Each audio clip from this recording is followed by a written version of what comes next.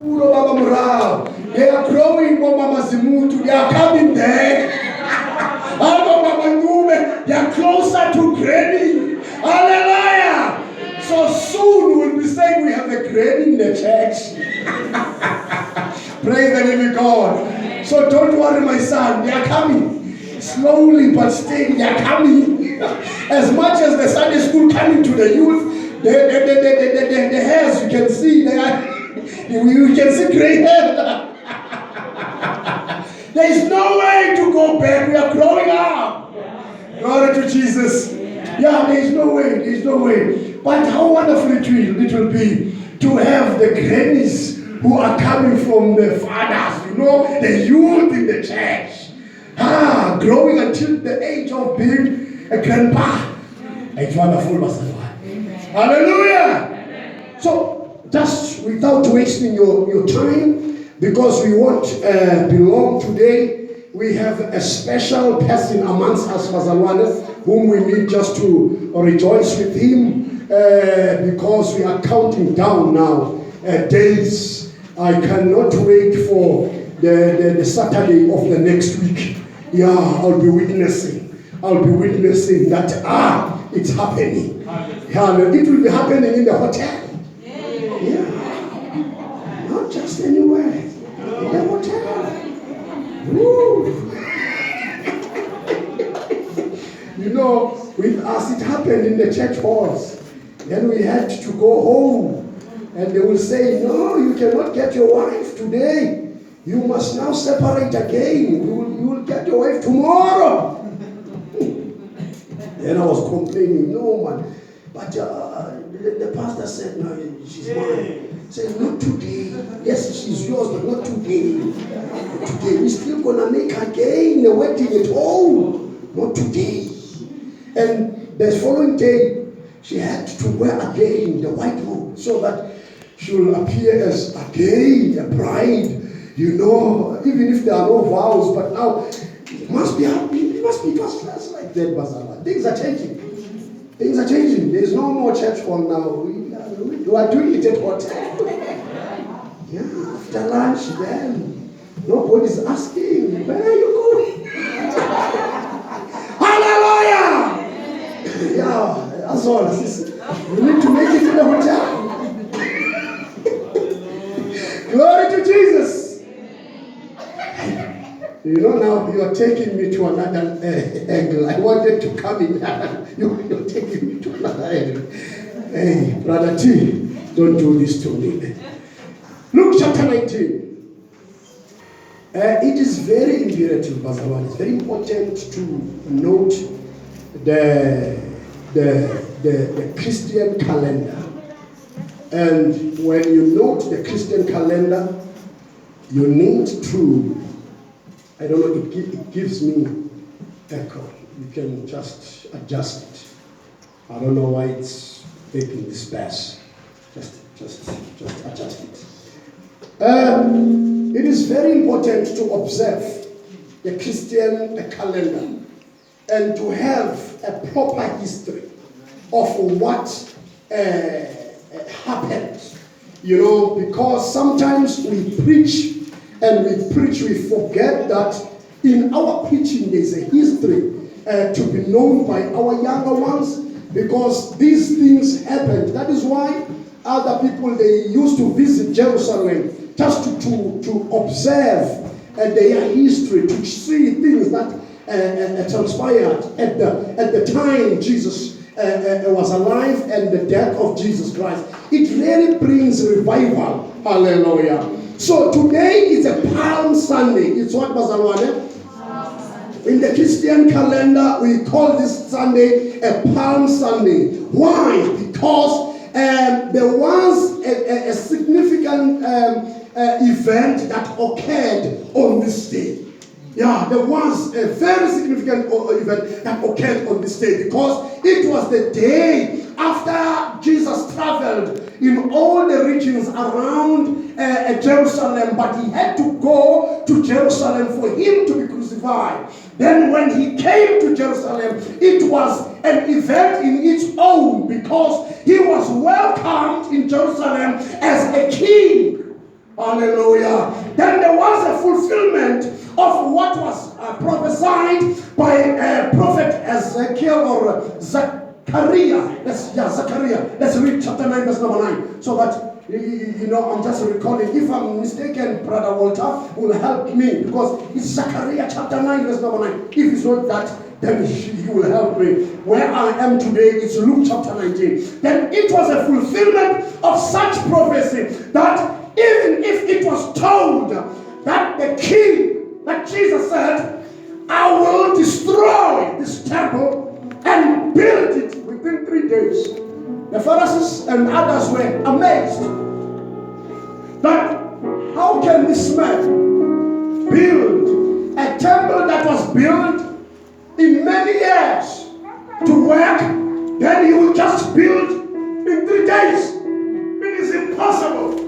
He was not talking about the physical. He was not talking about the one that we can see, but he was talking about the eternal kingdom which will be built in the temple of the Spirit. Therefore, it was important for him to enter Jerusalem as the king. Hallelujah. There is no kingdom without the king. He was the king of the kingdom. He was the king of the eternal kingdom. Then he entered in Jerusalem as a king. And some they will ask why he didn't ride a horse.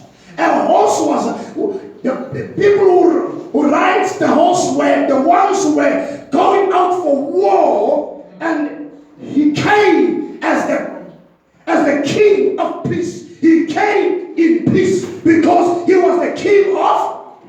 And the kingdom that was going to be established, it was the peaceful kingdom. Remember the Bible says in the book of Romans, it says the kingdom of God is the kingdom of peace, joy, and righteousness. Hallelujah! So the establishment of this kingdom was based on peace, joy, and righteousness. Amen. He came in Jerusalem as the king. Hallelujah. Can we read that, Zechariah? Zechariah chapter 9, verse number 9. Anyone? Yes. Shout in triumph. Shout in triumph. Rejoice, people of Jerusalem. Shout in triumph. That is what we are going to do today. I will be very brief, but I want us to underline the word shout in triumph. So the shouting of those people as they welcome the King of Kings in Jerusalem, they were shouting in a victorious shout. They were shouting the shouts of victory. They were shouting in victory. I want you to know that as you welcome Jesus in your life, you need to know that he comes in peace in your life. He comes in joy in your life. He comes to establish righteousness in your life. And therefore, respond in shouting in triumph. Shouting the shout of joy. Shout the shout of victory. Hallelujah. It was a fulfillment when he entered Jerusalem. It was a fulfillment of what was prophesied. Read through, Mama. What was prophesied is that when he enters Jerusalem, he will come in victory. He will come in victory. No, your king is coming to you. Yes. He is righteous and victorious. He is righteous and victorious. Yet he is humble. No. He is righteous and victorious. Yet he is humble. The riding of donkey was symbolizing his humbleness. Hallelujah. The riding of the donkey was a symbol. Yet he is humble. Though he is victorious, though he is righteous, though he is well known by people, but the Bible says he comes in humble. He comes in humbleness. Why? He was riding a donkey, and people were amazed. How can a king ride a donkey? No, donkey was standing for a symbol of humbleness. Hallelujah. You can never serve God if you don't have a humble heart. God, Jesus cannot ride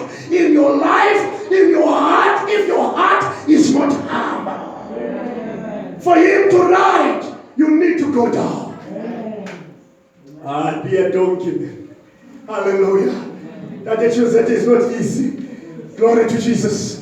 It's not what was known. Because even the human nature, rejects that humbleness. The human nature tells you that, man, you are old to do such stupid things. But it requires, the requirement is that for him to run on you, you need to be.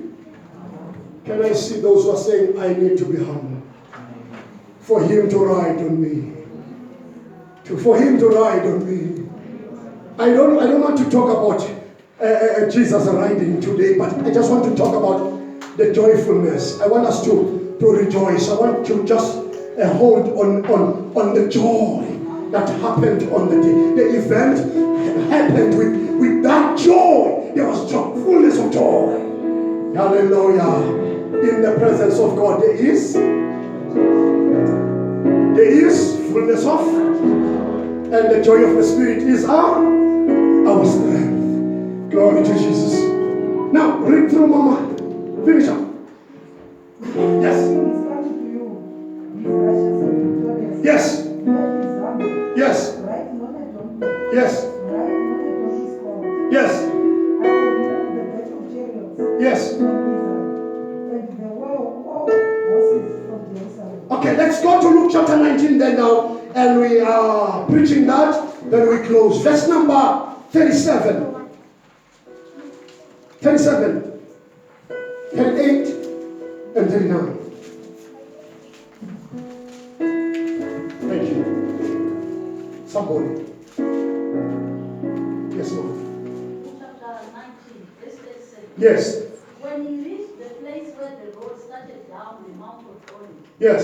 all of his followers began to shout and sing. All of his followers started to